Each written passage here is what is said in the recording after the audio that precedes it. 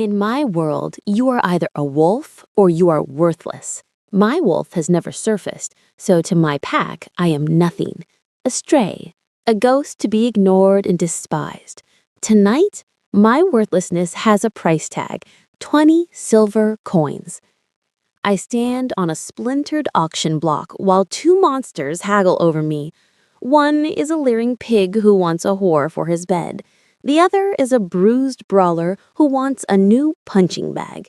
They fight over which of them gets to break me. And in the end, even 20 silver is deemed too much. I am rejected, unsellable, utterly worthless. But then the room freezes. A power so ancient and absolute it suffocates the very air has just walked in. The Alpha King, Alexander, a ruthless myth I've only heard whispered in fearful tales, has arrived. He ignores the proud warriors and beautiful she-wolves. His golden eyes, filled with an eternity of loneliness, sweep past them all and land on me. And in a voice that cracks the foundations of my broken world, he says, 5 gold coins. I don't know if I've just been saved or sold to an even greater monster. Chapter 1. My name is a word spoken only by the wind. To the Stonecrest pack, I am simply Stray. For 10 years, since I was found as a half-starved pup at the edge of their territory, that is all I have been. I am a ghost who scrubs their floors, a shadow who mends their clothes, a creature of profound worthlessness in a society that worships strength and bloodlines. My wolf, the core of a shifter's being, is a sleeping ghost beneath my skin, a quiet space where a raging fire should be. This flaw, this emptiness, is my unforgivable sin. I was in the kitchens, my hands chapped and raw from the harsh lye soap, scrubbing a pot that a pack warrior had scorched when the announcement was made. Garrett, the pack's grim-faced beta, strode into the room, his presence silencing the clatter and chatter of the Omega workers. His eyes, small and hard like pebbles, scanned the room before landing on me. "Stray," he grunted, his voice devoid of any emotion. "The Alpha has approved the roster for tonight's bidding auction. Your name is on it. Be at the West Barn at moonrise." The words were not a shock. They were the fulfillment of a lifelong dread, a promise of finality I had been waiting for since the day I arrived. The bidding auction. It was the pack's way of cleansing itself, of turning its burdens into profit. The weak, the criminal, the unwanted, we were all just commodities to be sold off to the highest bidder for a life of hard labor or worse. A few of the other Omegas shot me with looks of pity, but no one spoke. To protest was to risk joining me on the block. I simply nodded, my gaze fixed on the scorched pot in my hands. "Yes, Beta," I whispered, my voice a dry rustle of leaves. He grunted again, satisfied with my submission, and then he was gone, leaving a void in his wake. The kitchen slowly returned to its work, the other wolves pointedly ignoring me as if I were already a ghost. I had a few hours left in the only place I had ever known. A few hours until my existence would be given a price tag. I finished scrubbing the pot, my movements slow and mechanical, my mind a hollowed, silent chamber. There were no tears left to cry. There was only the quiet, cold certainty that by morning I would belong to a new master. Chapter 2. The hours between the announcement and moonrise were a strange, hollow limbo. No one spoke to me, no one looked at me. I was already gone, a ghost haunting the final moments of my own life. I was given a small piece of bread and a cup of water, a final perfunctory meal, before being led from the kitchens by a silent guard. He didn't take me to my small sleeping pallet, but to a washing station behind the main lodge. The water was cold, and the soap was harsh and unscented, the kind used for scrubbing floors. The process was not about comfort. It was about presentation. Like a farmer washing a pig before a market, they were cleaning the merchandise. I was stripped of my ragged, familiar tunic and given a simple, threadbare slip of gray linen. It was sleeveless and thin, designed not for warmth or modesty, but to show any potential buyer the lean, wiry frame they would be purchasing. It was a garment of pure humiliation. Once I was deemed clean enough, the guard marched me across the packlands toward the west barn. The moon was just beginning to climb over the dark, jagged peaks of the mountains, its light a cold silver blade that cut through the darkness. The barn was a massive, dilapidated structure, its wood weathered and gray, the air around it thick with the smell of old straw, animal fear, and something else, the metallic tang of desperation. This was the place where the unwanted were discarded. As we approached, I could see the glow of lanterns inside and hear the low, rough murmur of voices. Buyers. Alphas from distant, less prosperous packs, betas looking for cheap labor, and worse, unscrupulous lone wolves who bought strays for purposes no one dared to speak of. My heart, which I thought had been beaten into a state of numb resignation, began to hammer a frantic, terrified rhythm against my ribs. The guard shoved me through a small side door and into a crowded, foul-smelling holding pen with the others. There were a half dozen of us, an old wolf with a lame leg, a young male with a wild, crazed look in his eyes who had broken pack law, and a few other omegas like myself, their faces pale and empty. We were the pack's refuse. Chapter 3. The auction began. Garrett, the packed beta, and tonight's auctioneer strode onto the platform, his face a mask of bored indifference. He held a wooden gavel in one hand and a list in the other. He didn't bother with pleasantries, his voice a harsh, booming sound that echoed in the cavernous barn. "First lot," he grunted, and two guards dragged the old, lame wolf onto the stage. "Good for mucking out dens and hauling wood. Strong back, doesn't talk much. Bidding starts at 10 silver. I watched in a state of numb horror as the old wolf was sold for 15 silver coins to a grizzled alpha with a cruel, thin smile. He was hauled off the stage like a sack of grain, his future now one of back-breaking labor until his body finally gave out. One by one, the others were brought up. The wild-eyed young male sold to a mining pack that needed disposable muscle. A timid she-wolf sold to a stern-faced matron who likely ran a bleak workhouse. Each transaction was a cold, swift hammer blow, a life signed away in a matter of moments. The holding pen slowly emptied until it was just me. My turn. The guard grabbed my arm, his fingers digging into my skin like talons, and shoved me toward the stage. The short walk felt like a mile. The lantern light was blinding after the dimness of the pen, and the collective gaze of the 100 or so wolves in the crowd was a physical weight that threatened to crush me. I stumbled onto the block, my head bowed, my arms wrapped around myself in a futile attempt to ward off the chill and the shame. I could hear the whispers, the low, contemptuous chuckles rippling through the crowd. A stray? Look at the state of her, barely worth the flesh on her bones. Garrett looked down at me, his lip curling in disgust. "Lot 17, he announced, his voice dripping with scorn. "A stray. Shiftless, noble a line to speak of." He paused, as if searching for something, anything positive to say. "She's literate, apparently, and she's quiet." He looked out at the crowd, a cruel smirk on his face. "Good for scrubbing floors, and not much else. Let's start the bidding at a generous 20 silver. He slammed his gavel down. The sound echoed in the profound, humiliating silence that followed. No one moved, no one spoke. The only sound was the low, cruel laughter that began to spread through the crowd. 20 silver was too much. I was worthless. Chapter 4. The laughter was a wave of acid, washing over me, dissolving what little remained of my dignity. I stood there, a statue of humiliation, as Garrett's smirk widened.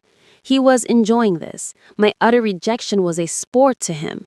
No bidders for 20, he boomed, his voice mocking. A strong back for your kitchens, a quiet presence. Surely one of you has a use for her.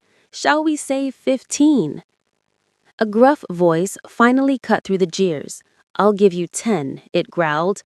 I looked up to see a chubby, leering wolf with small, greedy eyes pushing his way to the front.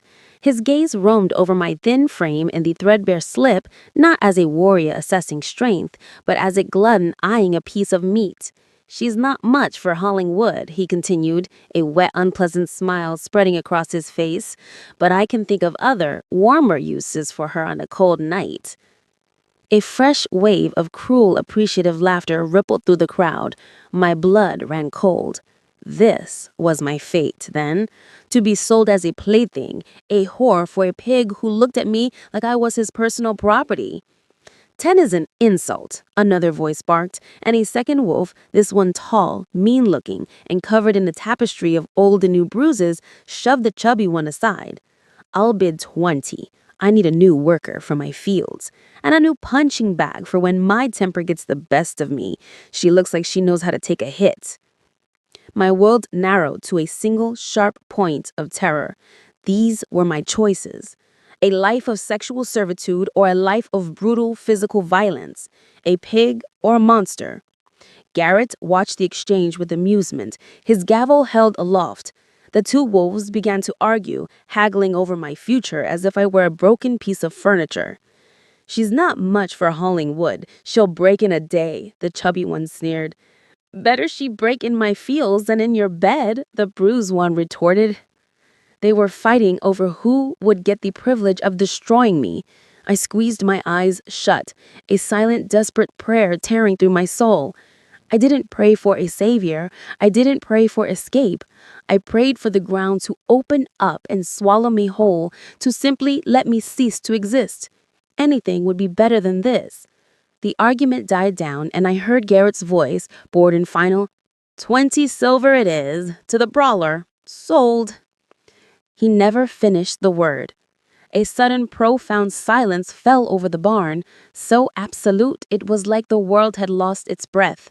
The jeering, the haggling, the laughter, it all vanished, choked off by a wave of raw, suffocating power that had just entered the barn. Chapter 5. The silence in the barn was a physical thing, a heavy, crushing weight that stole the air from my lungs. The jeering crowd, moments ago a boisterous mob, was now a collection of statues, their faces frozen in expressions of stark, primal fear.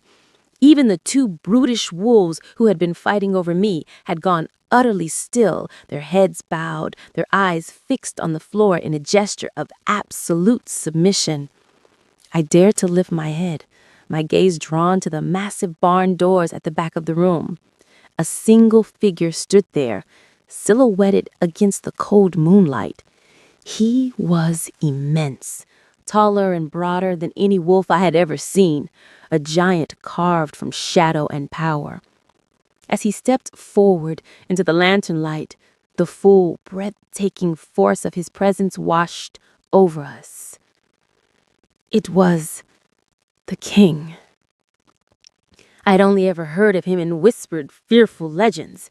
King Alexander, the Alpha King of all territories, a warrior of mythical prowess, and a ruler so reclusive he had not been seen in the northern packs for decades. He was not supposed to be real. He was a ghost story, a legend used to frighten pups. But the man walking slowly, deliberately into the center of the barn was no ghost. He was devastatingly real. He wore simple, dark traveling leathers, yet he commanded more authority than any alpha in their finest furs. His hair was the color of dark honey, pulled back from a face that was a masterpiece of brutal, masculine beauty.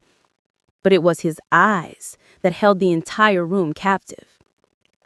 They were the color of molten gold, ancient and weary, and they glowed with an inner light that seemed to see into the darkest corners of every soul in the room. He didn't speak. He didn't need to. His gaze swept across the terrified, bowing heads of the crowd, a silent, contemptuous dismissal. He looked at the bruised baller who had bought me, and the wolf flinched as if struck. He glanced at Garrett, the auctioneer who stood frozen on the platform, his face pale and slick with sweat. The king's expression was one of profound, ancient boredom, the look of a predator who has found himself in a room full of mice. Then, his gaze moved to me, still standing on the block, the worthless stray, the rejected lot. The world narrowed to the space between us. His golden eyes, which had been so cold and dismissive, flickered with a sudden, sharp interest.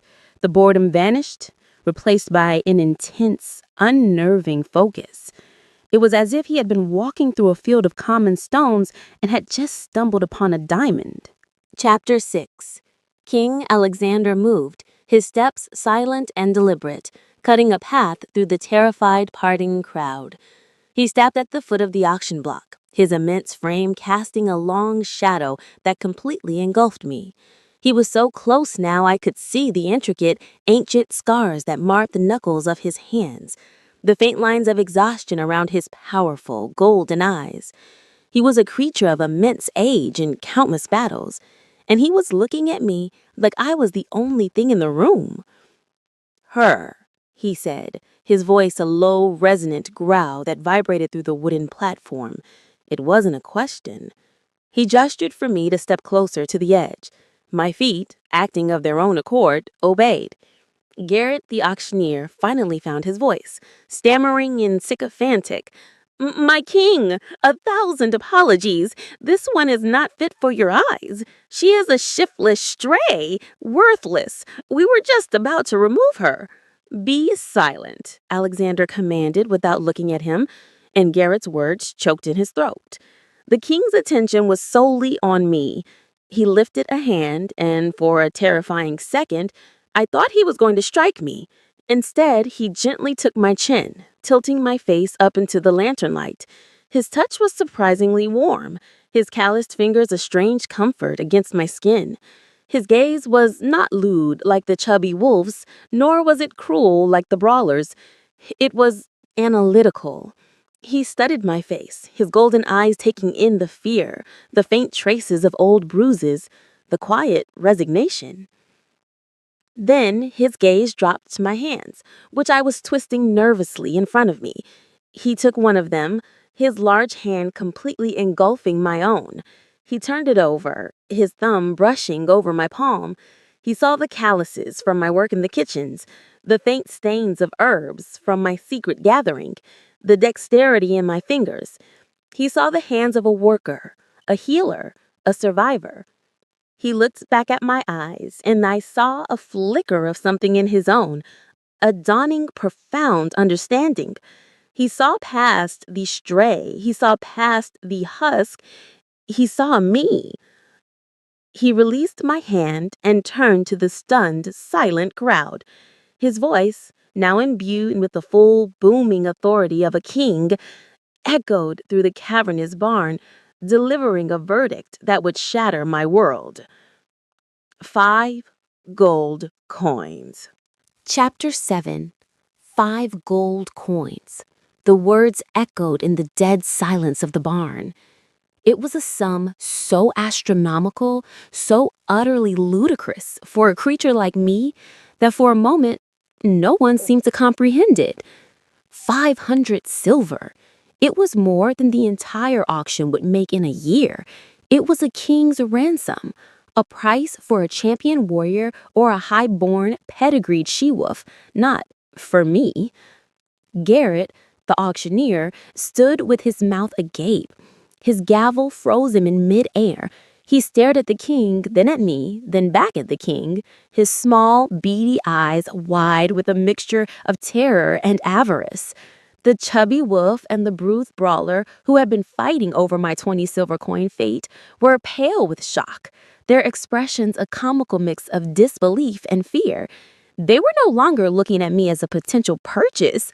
They were looking at me as the chosen property of the most powerful wolf in the world. "Sold?" Garrett finally stammered, his voice a pathetic squeak. He slammed his gavel down, the sound a sharp, definitive crack that sealed the transaction. Sold the Alpha King. It was happening. It was real. I, the projected stray, the worthless husk, had just been purchased for a price that would be whispered about in legends for generations. But as I stood there, trembling on the block, I felt no triumph, only a profound, soul-crushing terror. I had not been saved. I had merely been transferred from a common cage to a golden one, sold to a predator whose motives were a complete and terrifying mystery. King Alexander didn't wait. He moved to the side of the platform and held out his hand. It was not an invitation, it was a summons. My feet, clumsy with shock and fear, stumbled forward. I placed my small, trembling hand into his large, worn one. The moment our skin touched, a strange electric jolt, a flicker of warmth I had never felt before, shot up my arm. He pulled me from the stage with an effortless strength, his grip firm and possessive. Without a word or a backward glance at the stunned, silent crowd, he began to lead me toward the massive barn doors and out into the cold, moonlit night. He had made his purchase, and now he was taking me home. Chapter 8. The night air was a shock of cold against my heated skin. Alexander led me from the stifling, fearful atmosphere of the barn into the vast, silent darkness of the night. His grip on my hand was a firm, unbreakable tether, a constant reminder that my life was no longer my own. He didn't speak. He simply walked, his long, powerful strides forcing me into a near run to keep up. A magnificent black carriage, a vehicle so opulent it seemed to have been carved from shadow and moonlight, stood waiting in a nearby copse of trees. It was drawn by two massive, jet-black stallions that pawed impatiently at the ground, their breath pluming in the cold air. This was how a king traveled, not with the common horses of a pack, but with beasts of legend. A driver, cloaked and silent, opened the carriage door. Alexander gestured for me to get in, and I scrambled into the ridiculously plush velvet interior, huddling in the far corner. He followed, his immense frame filling the space, the door closing with a heavy final thud that sealed us in together. The carriage lurched forward, its movement impossibly smooth, and we were whisked away into the night. The silence inside was heavier than the one in the barn. It was a profound, watchful stillness. I risked a glance at him. He was staring out the window, his handsome face a mask of stone in the faint moonlight, his thoughts of complete and terrifying mystery. Why? The question screamed in my mind. Why had he done it? Why had he paid a king's ransom for a creature the rest of the world deemed worthless? Was he mad? Was this some cruel, elaborate game?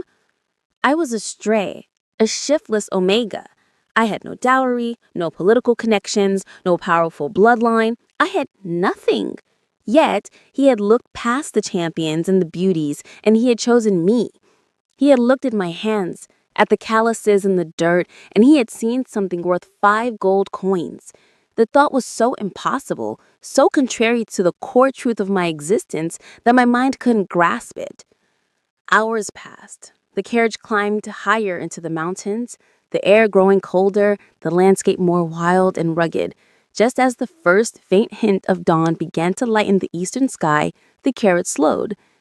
I peered out the window, and my breath hitched.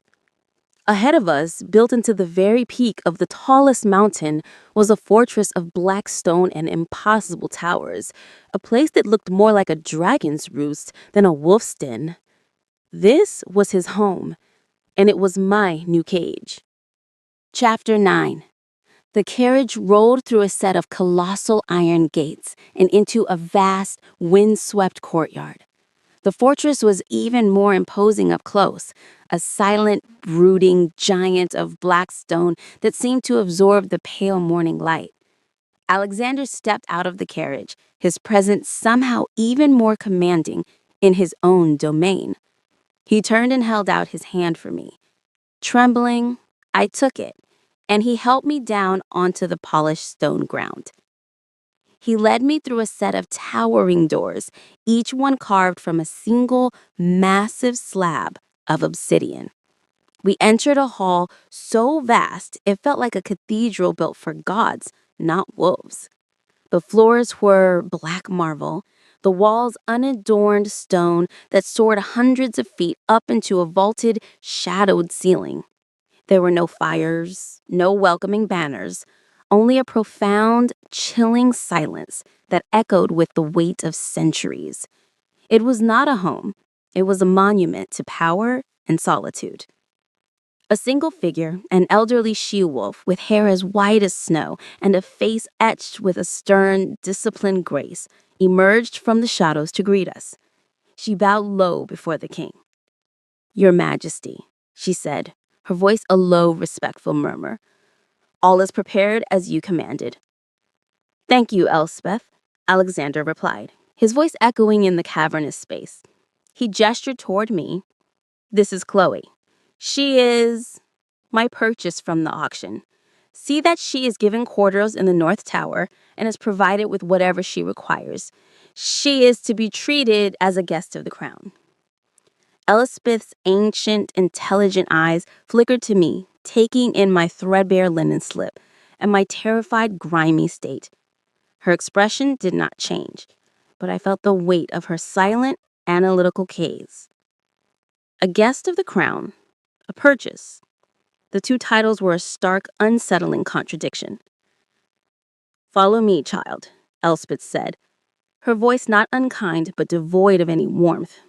I released the king's hand, a sudden, illogical pang of loss shooting through me, and obediently followed the old she-wolf. She led me through a labyrinth of silent, echoing corridors and up a winding staircase into the North Tower. She opened a heavy wooden door and gestured for me to enter. The room was breathtaking, larger than the entire barn where I had been sold. A massive bed piled high with furs, a small crackling fireplace, and a wardrobe of dark polished wood filled the space. Through a tall arched window, I could see the entire world spread out below the mountain peak. It was the most beautiful room I had ever seen. And as Elspeth closed the door, leaving me alone in the luxurious silence, I knew with a chilling certainty that I had just been locked inside the most beautiful prison in the world. Chapter 10. My first day in the king's fortress was a lesson in silent, opulent imprisonment. I was a ghost in a gilded cage. After a lifetime of hunger, the trays of exquisite food left outside my door went largely untouched, my stomach too twisted with anxiety to accept such richness. After a lifetime of wearing rags, the wardrobe filled with beautiful, soft tunics and gowns felt like a costume for a play I didn't know I was in. The silence was the most unnerving part. There were no shouts, no clatter from a distant kitchen, no jeering laughter. There was only the whisper of the wind outside my tower window and the soft crackle of the ever-burning fire. Elspeth, the stern-faced head of the household, would appear at intervals. Her presence announced my soft, polite knock. She would ensure the fire was stoked and my uneaten food was replaced. Her movements efficient and her face an unreadable mask. She never spoke unless I spoke first, and my own words felt swallowed by the vast, echoing silence of the room. I spent most of the day huddled in a large velvet armchair by the window, my gaze lost in the sea of clouds that swirled around the mountain peak. This high up, I felt completely disconnected from the world, a prisoner in the sky. I was safe, yes. I was warm and fed, but I was more alone than I had ever been in my life. Late in the afternoon, driven by a desperate need to do something, anything, other than stare at the four walls of my prison, I began to explore the room. I ran my hand over the intricately carved wood of the wardrobe, the cool, smooth stone of the hearth. I discovered a small adjoining chamber with a massive bathing pool fed by hot spring, a luxury so profound it seemed sinful. And then I found it, Tucked away in a small, unassuming alcove, almost hidden by a heavy tapestry, was a bookshelf. It wasn't a grand library like the one I imagined the king must have, but a small, personal collection. It was filled with hundreds of books, their leather spines worn and cracked with age. There were tomes of history, books of poetry, ancient bestiaries, and collections of folklore. My fingers, stained with the memory of dirt and lye soap, trembled as they traced the golden titles. I, the girl who was mocked for being illiterate, had been placed in a cage with a library. I pulled out a heavy book of old myths. The scent of aged paper and forgotten stories was a balm to my frayed soul. It was the first thing in this entire fortress that felt like a comfort, a tiny piece of a world I could understand. Chapter 11. The library became my sanctuary. For days, I lost myself in its dusty, silent embrace. The stories of forgotten ages a shield against the terrifying, uncertain present. I devoured books of history, poetry, and ancient lore, my long dormant mind drinking in the knowledge like a parched man finding an oasis. In this small, quiet corner of my gilded cage, I felt a flicker of my old self, the girl who had loved to read, the girl who had existed before the world had tried to erase her. I was so engrossed in a particularly fascinating bestiary one evening, tracing a detailed drawing of a creature called a glimmerwing, that I didn't hear the door open. I didn't sense his presence until a long shadow fell over the page. I looked up with a gasp, my heart leaping into my throat. King Alexander stood over me, his face an unreadable mask of stone. He was dressed in simple, dark clothes, the trappings of a king set aside. For a terrifying moment, I thought he was angry, that I had broken some unspoken rule by touching his books. I scrambled to my feet, dropping the heavy tome with a loud thud on the floor, and bowed my head in a gesture of submission. "I apologize, Your Majesty," I whispered. "I didn't mean any disrespect." He was silent for a long moment. I braced myself for a cold reprimand, for the dismissal I had come to expect from any alpha. Instead, he said, "You can read." It was not a question. It was a statement of profound, quiet surprise. I looked up at him confused. "Yes, my king." He knelt, his movements fluid and graceful, and picked up the book I had dropped. His golden eyes scanned the page I had been reading, his long, elegant finger tracing the name of the creature. "The Glimmerwing," he murmured, his voice a low, thoughtful rumble. "The text is in the old tongue. Not a dozen wolves in my entire kingdom can read the old tongue." He looked from the book to me, and the unreadable mask on his face finally cracked, revealing a flicker of genuine, unguarded curiosity. "Garrett, at the auctioneer, said you were literate," Alexander continued, his gaze intense. I assumed he meant the common script. I did not realize. He trailed off, his eyes searching my face as if seeing a completely different person from the terrified, grimy stray he had purchased in the barn. "Who taught you?" The question was the first truly personal one he had ever asked me. It was not the inquiry of an owner inspecting his property, but of one mind recognizing another. And in that moment, in the dusty, firelit silence of the library, the first fragile thread of a real connection began to spin between us. Chapter 12. The king's question, so simple and direct, hung in the air between us. "Who taught you?" My mind flashed back to a time before the pack, before I was stray, a hazy, sun-drenched memory of a woman with kind eyes and a soft voice. My mother, sitting with me in a field of wildflowers, a worn book of tales in her lap. "My mother," I whispered, the words feeling fragile, unearthed from a part of my soul I had long thought buried. She was a scholar before she was a stray. She believed that stories were a kind of magic, a way to live 1,000 lives, even if you were trapped in just one. She taught me to read before she taught me how to forage. She said it was more important to feed the mind than the belly. I didn't realize I was crying until a single hot tear splashed onto the back of my hand. The memories were a bittersweet ache, a reminder of a life and a love that had been stolen from me. I quickly wiped my eyes, embarrassed by the show of emotion in front of the king. "I'm sighing," I murmured, my gaze dropping back to the floor. "Do not apologize for your grief," Alexander said, his voice surprisingly gentle. "It is a testament to your love, a worthy emotion." He stood up, the ancient bestiary still in his hand. He looked from the book to the hundreds of others that lined the walls of my chamber. "These books, they were my mother's as well," he confessed, his own voice tinged with a distant, ancient sorrow. "She was a collector of stories. She would have liked you." The admission was a stunning, intimate revelation. He was not just sharing a fact. He was sharing a piece of his own heart, his own loss.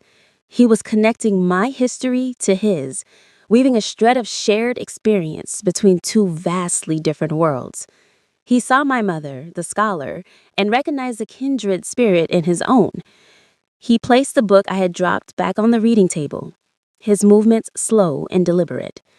He said in a voice filled with a newfound respect in his golden eyes, "You are not a prisoner in this room, Chloe," he said, using my name for the first time. "You are a guest, and this library is now yours to command as you see fit." He looked at me, a new, profound respect in his golden eyes. "Teach me what you have learned from them." Chapter 13.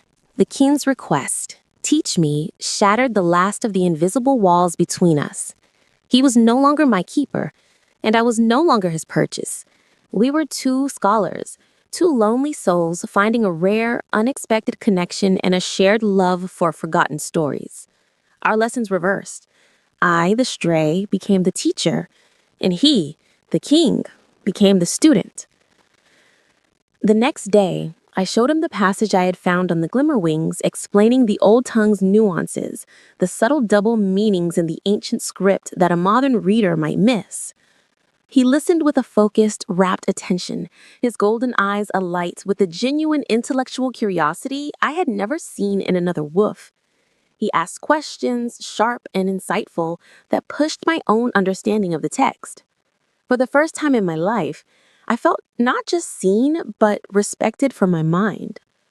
This new dynamic, this strange and unprecedented partnership, sent ripples of confusion and outrage through the fortress. Servants would enter my chambers to find their alpha king sitting not on a throne, but on the floor, surrounded by open books, listening intently to the quiet voice of his human stray. Whispers followed in my wake whenever I left my room. The court did not understand.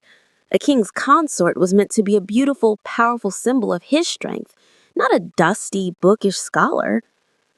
Victoria, in particular, watched our growing intellectual intimacy with a venomous, simmering rage. She could not challenge me physically. I was under the king's direct protection. But her glares were daggers, her presence a constant, chilling promise of retribution. She saw our shared hours in the library not as a meeting of minds, but as a perversion, a sign of the king's growing obsession with his pet. One afternoon, as I was walking to the library, she blocked my path in an empty corridor. "You think you are clever, don't you, stray?" she hissed, her beautiful face a mask of contempt. "You think filling his head with old stories will make you a queen. You are a dalliance, a strange little hobby.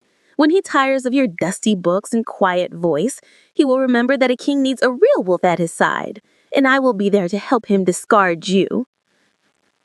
Her words were meant to wound, to remind me of my temporary, precarious position. A week ago, they would have sent me scurrying back to the shadows. But now they only fueled a small, stubborn flame of defiance. I simply looked at her, my gaze steady, and said nothing before walking around her. I had the king's respect. I would not let her take that from me. Chapter 14. My quiet defiance only seemed to stoke the flames of Victoria's hatred. She couldn't challenge me in the library, my sanctuary, so she decided to drag me on to her own battlefield, the brutal physical world of the pack. She announced a grand hunt in honor of the coming winter, a celebration of the pack's strength and prowess.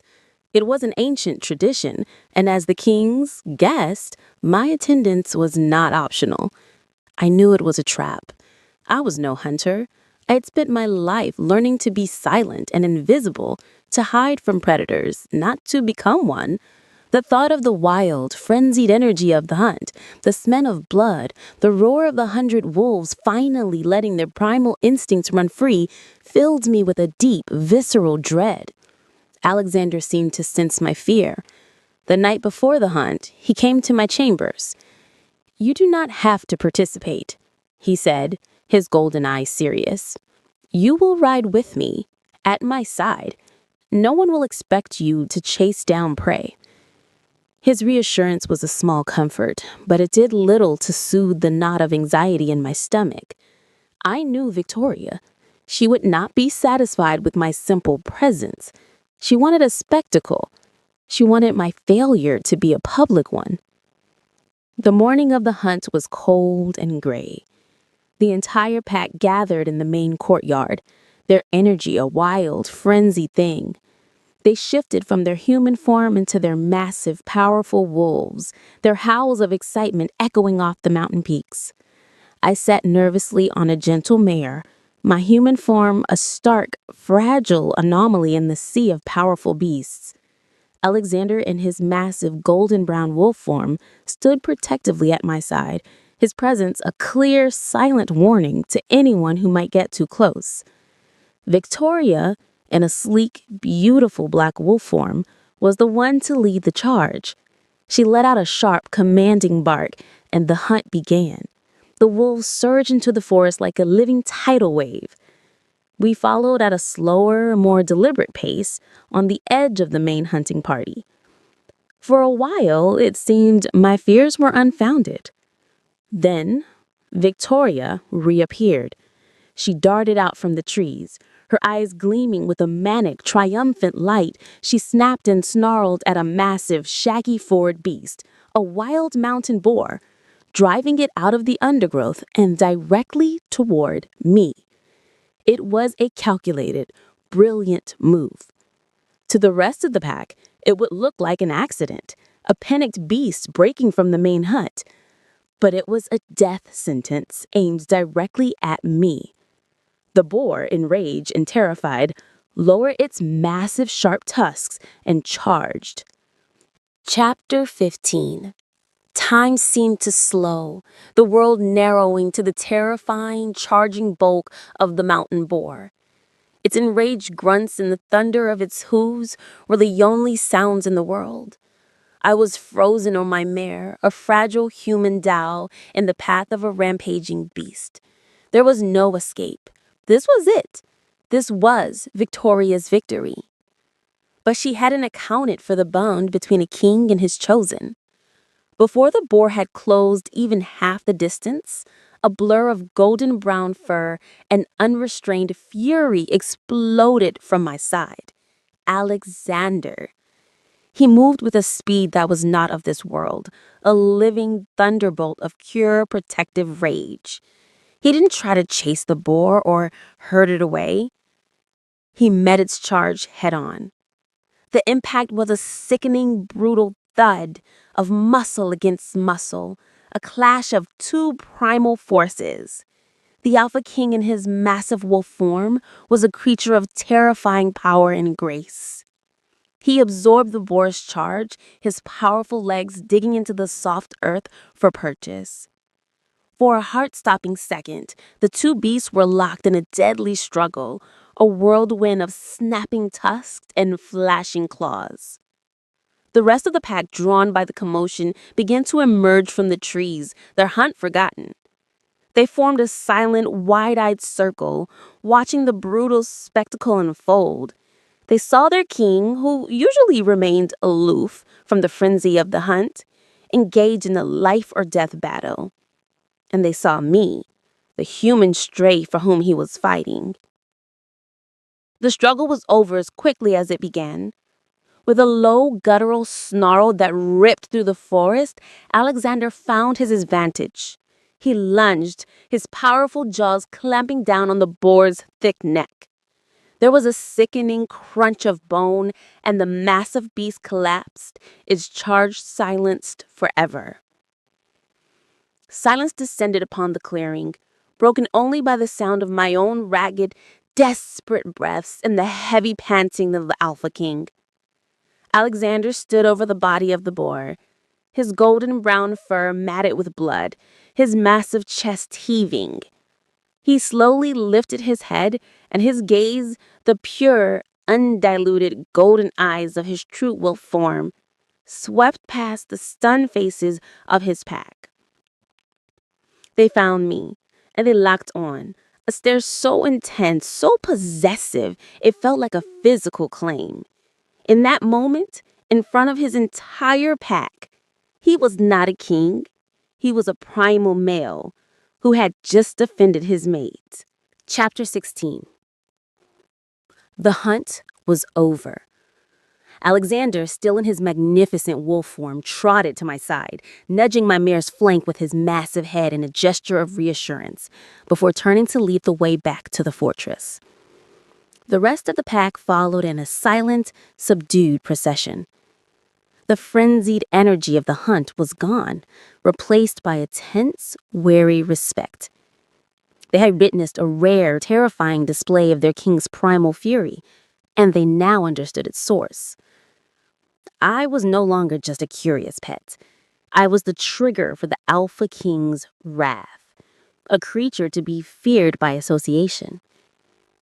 No one looked at Victoria, who trailed at the very back of the procession, her sleek black form radiating a defeated, impotent rage.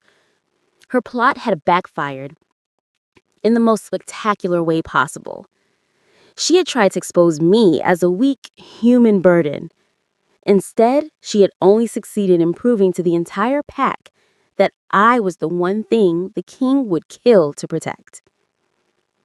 Back in the fortress, I slid from my mare, my legs trembling from the adrenaline. Alexander, now in his human form and dressed in a fresh tunic, met me in the stables. He dismissed the stable hands with a flick of his wrist, his golden eyes fixed on me, searching for any sign of injury. "Are you all right?" he asked, his voice a low, rough sound, still thick with the residual emotion of the battle.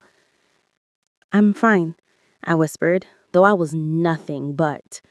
My mind kept replaying the image of him, a whirlwind of claws and fury, standing between me and certain death. "You're not," he countered, his gaze dropping to my arm. I looked down and saw a long, shallow scratch on my forearm, likely from a stray branch I hadn't even noticed in my panic. Before I could protest, he gently took my arm, his touch sending a familiar jolt of warmth through me. He led me not to my chambers, but to his own, and sat me down in an armchair by the fire. He returned with a small bowl of warm water and a soft cloth, kneeling before me with the same reverence a subject would show their king. He carefully, gently, began to clean the small wound. He was the Alpha King, a creature of immense power who had just slaughtered a beast with his bare teeth. And he was on his knees, tending to a scratch on the arm of a girl who just weeks ago had been sold for less than the price of a good meal. In the quiet intimacy of the moment, watching the most powerful being I had ever known so tenderly care for me, the last of my fear of him finally, irrevocably, melted away. Chapter 17. The failed hunt marked a turning point. Victoria, publicly shamed and now marked by the king's silent wrath, disappeared from court life, retreating to her family's estates. The rest of the court, having witnessed the king's brutal protectiveness, treated me with a new, fearful respect. They no longer saw me as a pet, but as a strange, untouchable human with a direct line to the alpha's most primal instincts. The overt hostility was gone, replaced by a wary, watchful distance. This newfound peace allowed the fragile growing bond between Alexander and me to flourish. Our time in the library deepened, our conversations becoming more personal. He spoke of his long, lonely reign, and I spoke of the simple human world I had lost. He was no longer just a king or protector. He was becoming my friend, my confidant. The warmth I felt in his presence was no longer a flicker of gratitude, but a slow-burning fire that I was beginning to recognize as something far deeper. This quiet domestic truce was shattered a month later by a frantic, panic cry in the middle of the night. A guard hammered on my chamber door, his face pale. "It's Lady Isadora, the king's aunt. She's in labor, but something is wrong. The healers are with her, but the king has summoned you." My heart leapt into my throat. Lady Isadora. She was a kind, elderly she-wolf, one of the few who had shown me a sliver of warmth since my arrival. I rushed out to the guard, my mind racing. My knowledge of midwifery was from a lifetime ago, learned from my mother and the other women of my lost tribe. It was the knowledge of a stray, not a royal healer. We arrived at Isadora's chambers to a scene of controlled chaos. The pack's head medicine man, a gruff, arrogant wolf named Kalen, was arguing with a distraught Alexander. Isadora was on the bed, her face slick with sweat, her cries of pain growing weaker. "The pup is breech, my king," Kalen was saying, his voice strained. "It is a choice I cannot make. To save the pup, I risk the mother. To save the mother, I must sacrifice the pup. It is the will of the moon." "That is not a choice. It is a failure," Alexander snarled, his face a mask of grief and fury. His golden eyes filled with a desperate, pleading light found mine as I entered the room. "Can you do something?" he asked, his voice a raw whisper. "Your knowledge, the old ways, is there anything you can do?" Chapter 18. All eyes in the room turned to me. The medicine man, Kalen, scoffed, his face a mask of disbelief and wounded pride. "Her, my king? She is a stray, a shiftless human. What can she do that I cannot?" "Be silent," Alexander commanded, his voice a low, dangerous growl. His golden eyes were fixed on me, his faith a fragile, desperate lifeline in the sea of doubt. "Can you help her, Chloe?" I looked at Lady Isadora, at her pale, pain-racked face, and then at the arrogant medicine man who was willing to sacrifice a life based on the limits of his own knowledge. Fear was a cold knot in my stomach, but a fierce, protective anger burned hotter.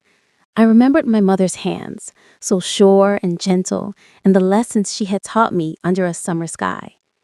There is always a third way, my clever girl. You just have to be brave enough to find it. "I can try," I said, my voice quiet but firm. "But you must all do exactly as I say." Alexander nodded, his authority absolute. "She speaks with my voice. Do as she commands." Kalen sputtered in protest, but a single withered glare from the king silenced him. I moved to the bedside, my mind a whirlwind of half-forgotten knowledge. "I need warm water, clean linens, and oil," I commanded. Elspeth, who had been standing silently in the corner, immediately moved to obey. "And I need you," I said to Alexander, "to hold her hand. Speak to her. Keep her anchored here. Do not let her spirit drift." He knelt by his aunt's side, his large hands enveloping hers, his voice a low, soothing murmur. For the next hour, I worked. I ignored the skeptical stares of the healers and the panicked whimpers of the handmaidens. I fell into a rhythm, my hands moving with an instinctual grace I didn't know I possessed. I used the technique my mother had called the turning of the tide, a gentle, precise method of using pressure points and soft massage to coax a breached pup into the correct position. It was a technique lost to time, a piece of ancient, gentle wisdom in a world that only valued brute force. There was a final heart-stopping moment of struggle, a collective gasp from the room, and then the clear, healthy cry of a newborn pup filled the air. A boy, Lady Isadora, exhausted but alive, gave a weak, relieved sob. I cleaned the pup and placed him in his mother's waiting arms. I had done it. I had saved them both. As I looked up, my gaze met Alexander's across the bed. The look in his golden eyes was one of pure, unadulterated awe. Chapter 19. The atmosphere in the room was one of stunned, reverent silence. The healthy cries of the newborn pup were stark, joyous contrast to the grim tension that had filled the chamber just moments before. Lady Isadora, her face weary but alight with a profound, tearful gratitude, held her new son to her chest. The medicine man, Kalen, stood in the corner, his face a pale mask of disbelief and professional humiliation. He had declared a life must be sacrificed, and I, a stray with no training but the half-forgotten memories of my mother, had proven him wrong. My work was done. I quietly washed my hands and was about to slip out of the room to retreat back to the familiar solitude of my library when Alexander's voice stopped me. "Stay," he commanded, his voice soft but absolute. He said his goodbyes to his aunt, his hand gently stroking the newborn pup's head, his expression softer and more open than I had ever seen it. Then he turned to me. He didn't speak again until we were in the empty, torchlit corridor outside. He simply looked at me, his golden eyes filled with an emotion so powerful it was almost overwhelming. It was more than awe, more than gratitude. It was a look of profound, soul-deep reverence. "My aunt," he began, his voice rough with emotion, "she is the only family I have left. The pup, he is the future of our line. You did not just save 2 lives tonight, Chloe. You saved the heart of my house." "I only did what my mother taught me," I whispered, my gaze dropping to the floor, uncomfortable under the weight of his praise. "No," he countered, reaching out to gently tilt my chin back up, forcing me to meet his gaze. "You did more than that. You showed them all what true strength is. It is not the power to break things, but the wisdom to mend them." He moved his hand, his thumb gently stroking my cheek. The gesture was no longer tentative or questioning. It was confident, possessive, and yet breathtakingly tender. "I purchased you at the auction because I saw a flicker of something unique, a curiosity, an anomaly. I was a fool. I did not purchase a stray, Chloe. I found a queen." Chapter 20. His words, "I found a queen," hung in the silent corridor, a declaration that echoed in the deepest parts of my soul. He wasn't just praising my skill, he was redefining my entire existence. The stray, the husk, the wordless, rejected creature from the auction block, all of those identities crumbled into dust, burned away by the profound, reverent heat in his golden eyes. He didn't move away, he stayed there. His forehead resting against mine, his warmth seeping into my skin, chasing away the last of the chill that had clung to me for a lifetime. The air was thick with unspoken emotions, with the powerful, undeniable pull that had existed between us since that first electric touch in the auction barn. It was no longer a mystery, no longer a strange curiosity. It was a tangible, living thing. "Chloe," he whispered. My name was soft prayer on his lips. In that moment, there were no kings, no strays, no politics, no courts. There were only 2 lonely souls who had found their other half in the most unlikely of circumstances. My fear was gone, replaced by a feeling so warm, so powerful, it felt like the sun rising in my chest for the first time. I lifted my hands, my fingers tangling in the soft hair at the nape of his neck, and pulled him closer. The kiss was not a king claiming his possession. It was a drowning man finding air. It was a raw, desperate, and breathtakingly tender expression of all the words we didn't know how to say. It was a culmination of every shared secret in the library, every protective gesture, every moment of dawning respect.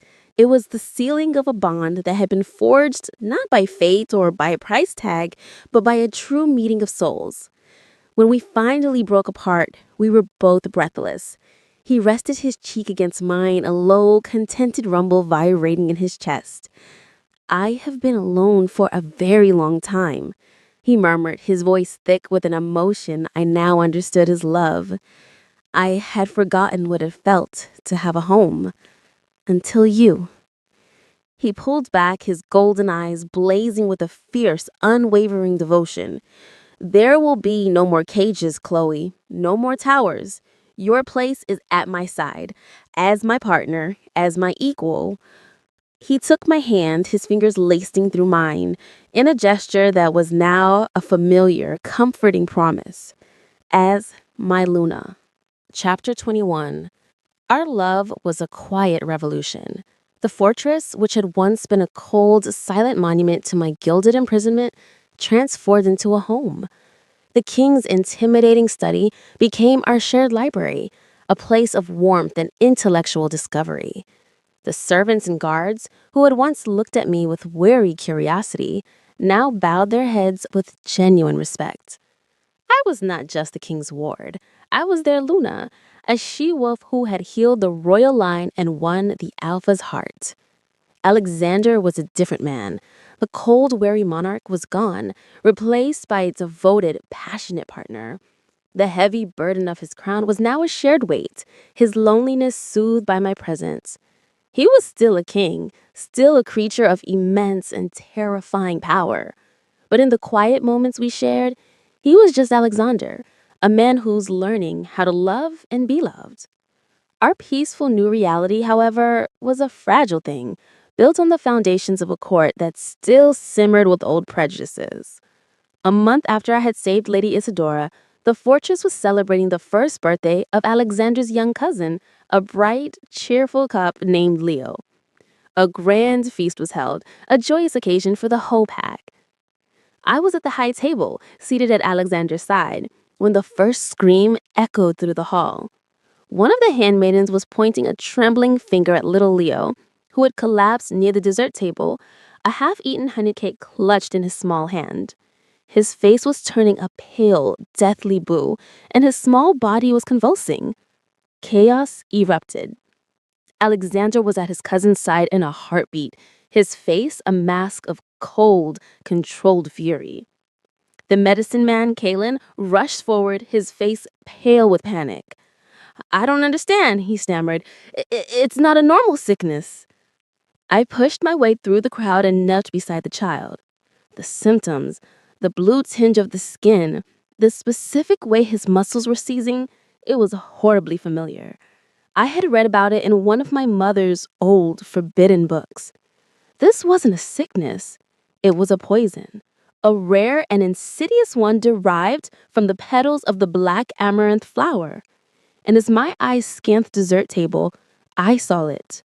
A single, beautiful, and utterly deadly black flower placed as a garnish on the honey cake Leo had eaten. It was a poison so rare, there was only one known antidote. Chapter 22. "The antidote," I said, my voice cutting through the panicked chaos of the hall. "It's a single herb, the sun petal. It only grows at the highest altitudes, on the sun-facing side of the Whisper Wind Peaks." Every eye in the room turned to me. The Whisper Wind Peaks were a treacherous, impassable mountain range, a place of sheer cliffs and vicious, territorial beasts. To journey there was a suicide mission. Alexander's golden eyes, blazing with a cold, murderous fury, locked onto mine. He saw the certainty on my face, the absolute conviction of my knowledge. He didn't question me. He didn't hesitate. He turned to his captain of the guard. "Send a party to the kitchens. Find who decorated this cake. Seal the gates. No one leaves the fortress." He then knelt, his gaze softening as he looked at me. "How much time do we have?" "Hours at most," I replied, my own voice trembling slightly. "The poison is fast acting." A guard came rushing back, his face pale. "Your Majesty?" he stammered. The baker who made the cake is dead in the pantry, a knife in his back. And Lady Victoria, she was not in her chambers. Her horse is missing from the stables. The truth was a cold, hard stone in the pit of my stomach. Victoria, in her blind, hateful rage, she had been willing to murder a child just to get to me. Alexander's face became a mask of pure, glacial fury. "She will not escape my justice," he growled. He turned to his captain. "Take your fastest wolves, hunt her down, bring her back to me alive." The captain bowed and was gone in a blur of motion. Alexander then turned back to me, his expression shifting from a king's rage to a partner's resolve. The Whisper When Peaks were a deadly quest, but little Leo was his family, and I was his mate. He would not let me face this alone. "You and I," he said, his voice a low, absolute command that was also a vow. "We will go to the peaks together." He helped me to my feet, his hand a firm, grounding presence. "Elspeth," he called out to his head of household, "use the last of the moon petal. Crush it into a paste and apply it to Leo's chest.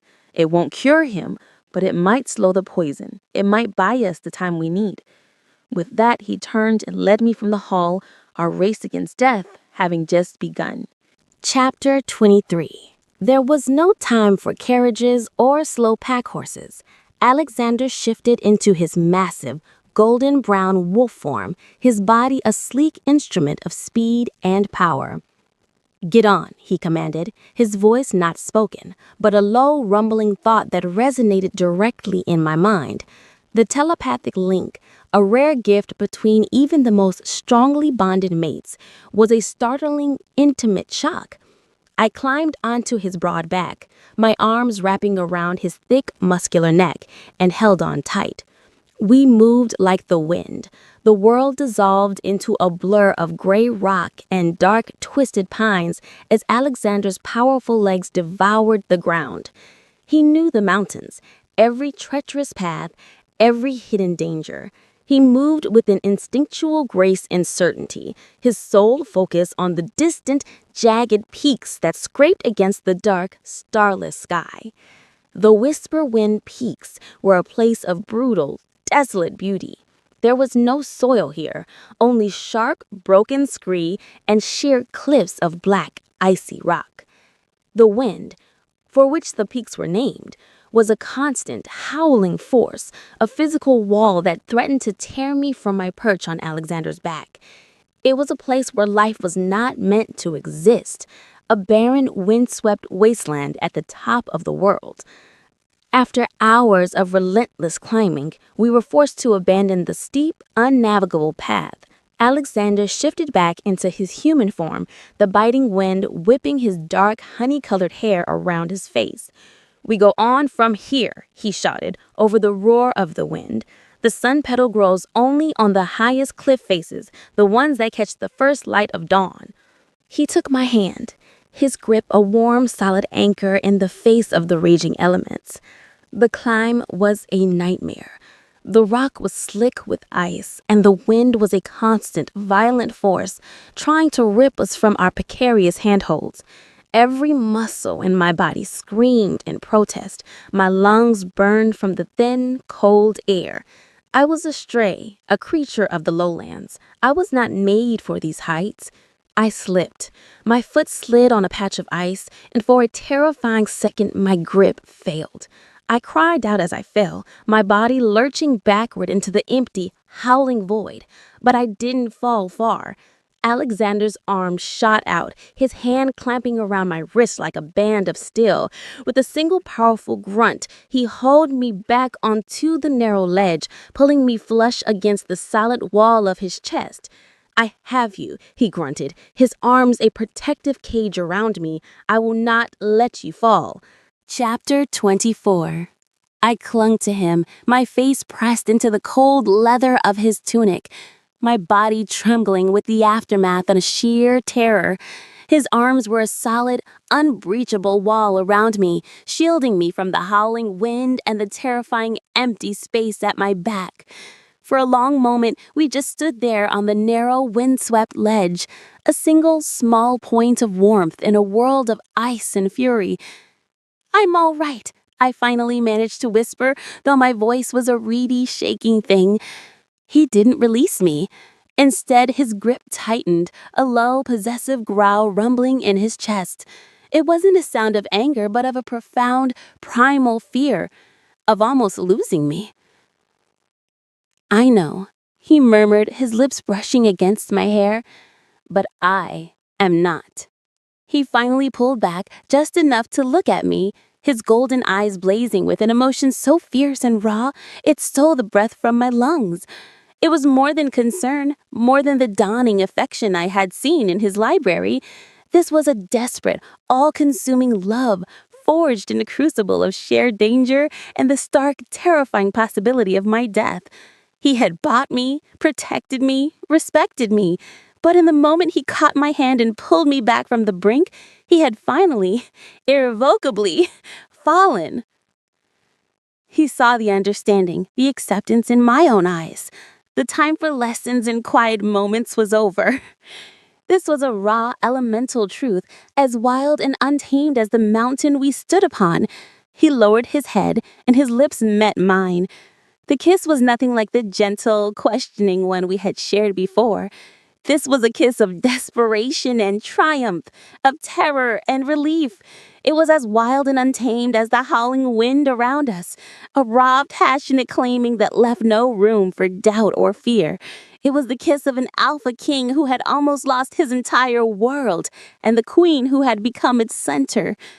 When we finally broke apart, breathless and clinging to each other on the narrow ledge, the first rays of dawn were breaking over the distant peaks. And there, just above us, nestled in a small crevice and catching the first golden light of the new day, was a single radiant flower. Its petals were the color of the sun petal. We had found it. Chapter 25. Our journey down the mountain was a triumphant, joyous descent. The perilous climb had forged the final, unbreakable link in the chain of our bond. We were no longer a king and his purchase, but two partners who had faced death together and chosen each other. With the precious sun petal safely in my satchel, we moved with a renewed sense of hope, our hearts light with the promise of the future. We arrived back at the fortress to a scene of grim, anxious waiting. Little Leo was fading, the moon petal pace having only just managed to keep the poison at bay. I didn't hesitate. In the center of the great hall, surrounded by the worried faces of the entire court, I prepared the antidote. My hands were sure and steady as I crushed the sun petal, its solar magic a brilliant, warm light in the palm of my hand. I administered the cure to the small, still pup, and just as with Clara, the effect was immediate and miraculous. The blue tinge of his skin receded, replaced by a healthy, vibrant flush. His small body relaxed, his breathing deepening into a peaceful, healing sleep. A collective, relieved sigh swept through the hall. I had saved the king's family. Again. As I stood, Alexander's captain of the guard entered the hall, dragging a chained and defeated Victoria behind him. She was no longer the proud, beautiful she-wolf, but a disheveled, snarling creature, her eyes filled with a hateful, impotent rage. Alexander, who had been watching me with an expression of pure, unadulterated love, turned his gaze upon her, his face becoming a mask of cold, kingly fury. "You have threatened my family," he boomed, his voice echoing with an absolute final authority. "You have threatened my mate. You have threatened the future of this pack. Your crimes are unforgivable." He did not sentence her to death, but to a fate far worse for a creature of her pride. She was stripped of her rank and exiled to the barren lands, to live out her days as a stray. Then he turned to the court, to his entire pack, and his gaze softened as it landed on me. He walked to my side and took my hand, lifting it for all to see. "You have witnessed her strength," he declared, his voice ringing with pride. "You have seen her wisdom. She is not a stray. She is not a purchase. She is the heart of this pack. She is my heart." He looked at me, his golden eyes blazing with a love that was as vast and untamed as his kingdom. She is my Luna, my queen.